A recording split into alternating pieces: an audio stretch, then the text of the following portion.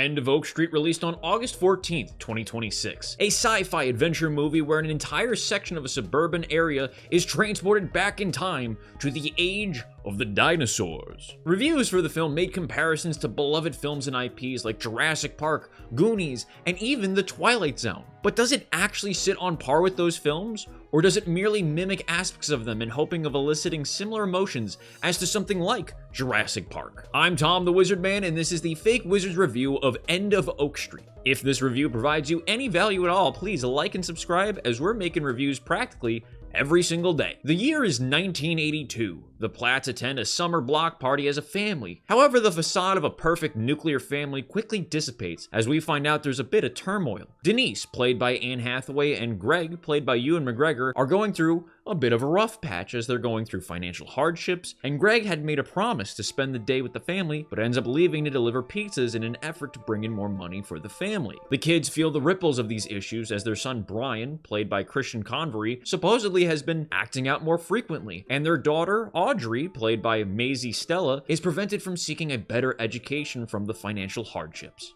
They also have a dog named Starbuck who terrorizes their neighbor and is also a weird name for a dog. Hopefully he doesn't go on an AI dog podcast. That'd be bad for marketing.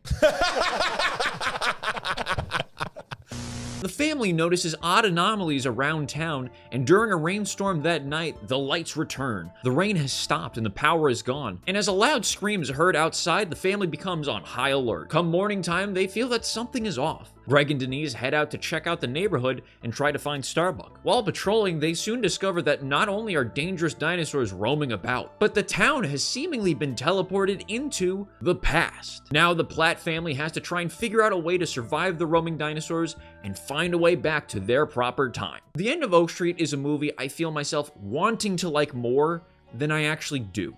Part of that is because there are things done in it that I really love, and other things that I really did not. Too many times this year at the cinema have I felt like Director Krennic in Rogue One. We were on the verge of greatness. We were this close. This movie does a good job at emulating scenes and feelings from movies in the genre, like the ones I had mentioned in the intro. But as it stands on its own, this movie is not that strong.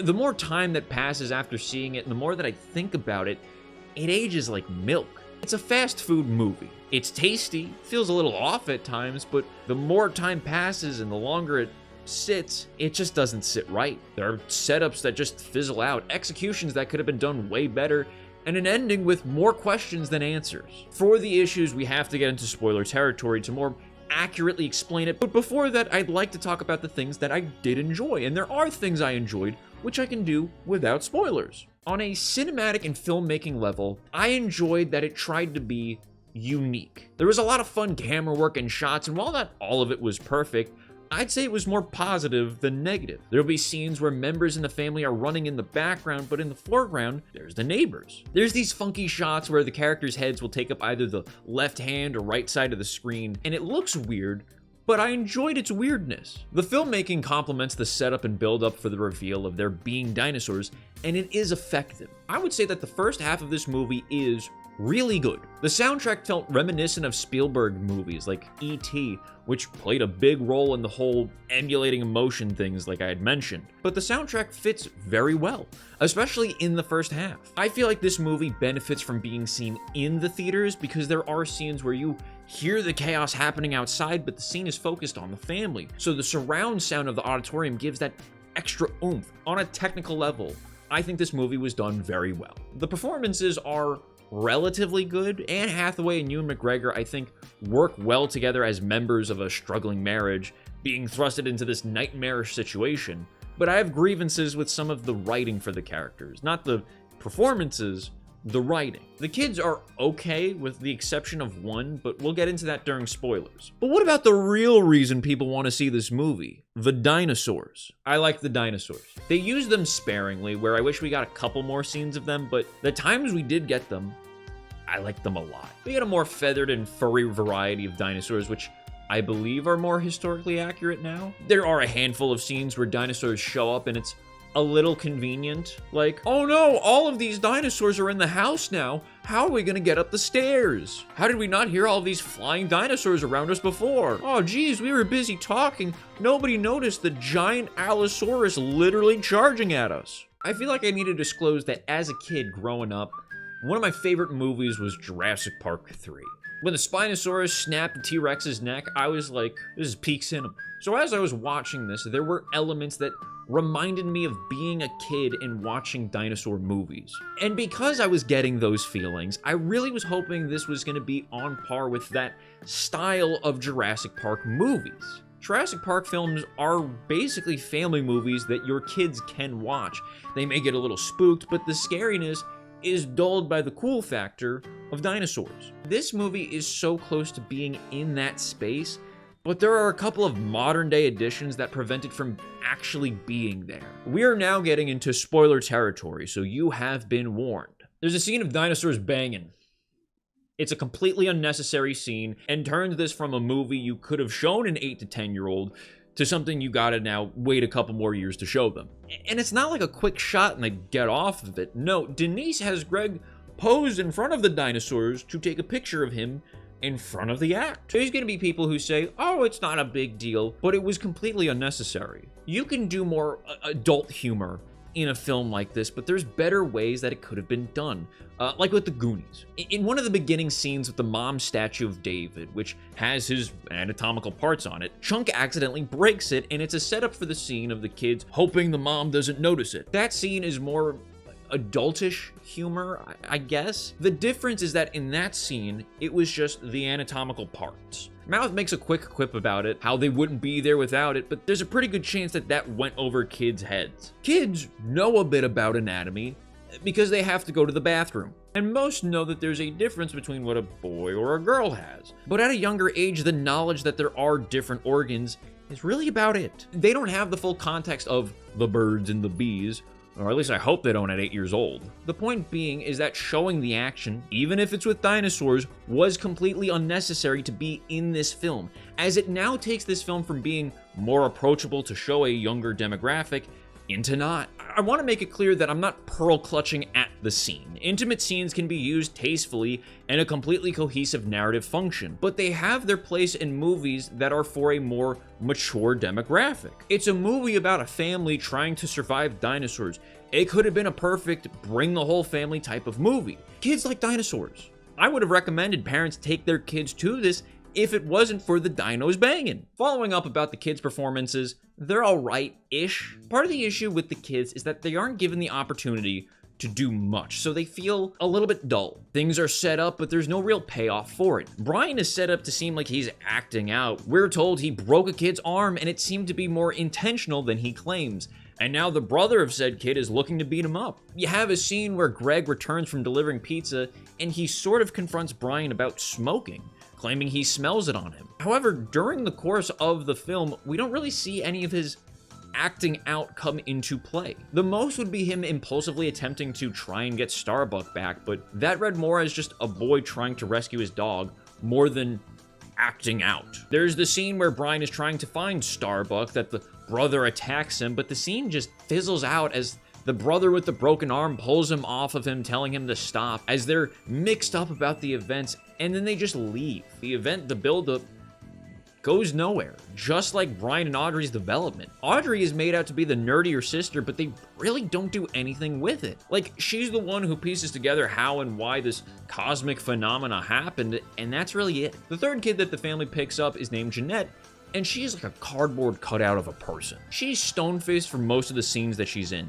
And it doesn't read as like, oh, a character who's emotionless from a state of shock. It just feels off. It just feels like a bad performance. Then there's Greg, Ewan McGregor's character. He's portrayed as being a bit of a loser, as he doesn't have a stable job, he takes embarrassing side jobs like delivering pizza, and has been resorting to drinking. However, when the family is teleported, I feel like this film tries to portray that the way he's behaving is wrong.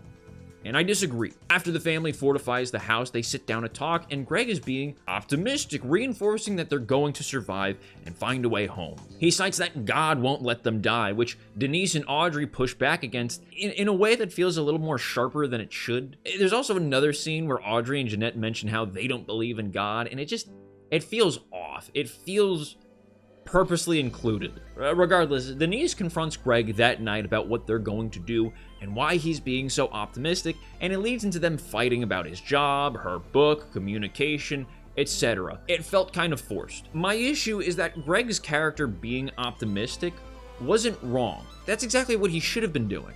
You're protecting your kids. Isn't your job to protect them and make sure they feel safe? Was the correct choice for him to go, well, kids, we're probably gonna die. It's not looking good for us. Like what? Some of his choices I don't agree with. I think they should have trekked out to find food, water, and supplies, but everything he was doing was to protect his family. When they find the first portal, he tries to have Denise go through it to ensure that she survives and makes it out safe. The movie tries to paint him to be wrong, but also fails at it. Denise and Greg make up to set up for his heroic sacrifice, but they couldn't even get that right. During the family's attempt at escaping, they are chased by an Allosaurus, and Greg ends up getting eaten. When this happened, I was pissed because it was that sensation of course, they killed the dad. But they sort of rectify it by some time manipulation stuff where they save him and other residents that could have died. We're gonna get that in a second. The issue is how the scene plays out is bad. So Denise is pinned on a front porch by the Allosaurus, and Greg goes in to save her by hitting the dinosaur in the leg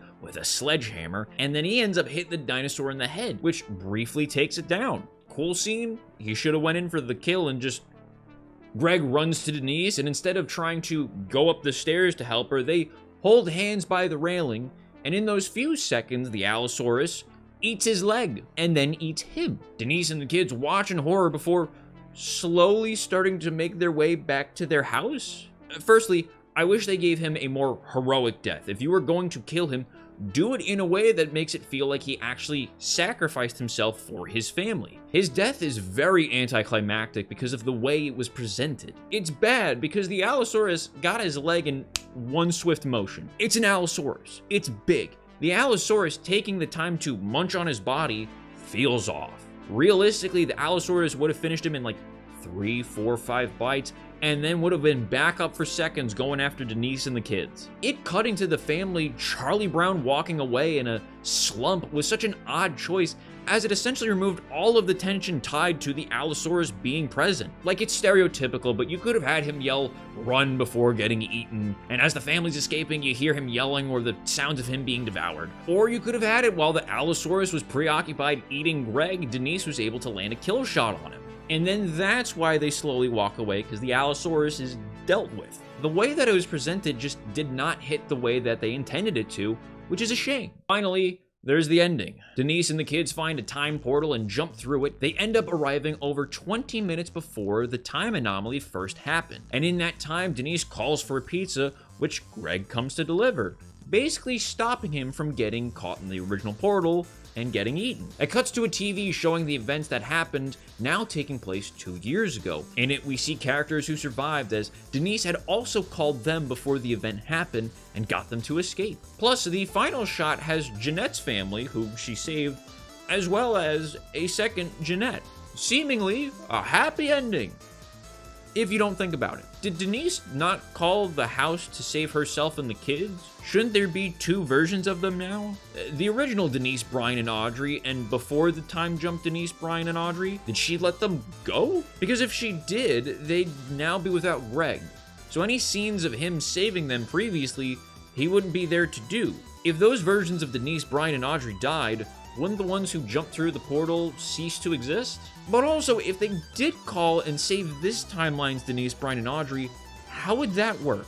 Would Denise be sharing Greg with herself? Like, isn't either of these situations paradoxical? I don't know, man. I just wanted a good dinosaur movie, and they made it complicated. I really wanted this movie to be good. And there's a lot in it that shows that it really could have been good, but this movie did not have a great follow-through in the second and third act. Out of theater, I was leaning towards like an 8. But as time has gone on and I really unpacked it, End of Oak Street is a 6.5 out of 10. If this review provides you any value at all, please like and subscribe, and thank you for watching.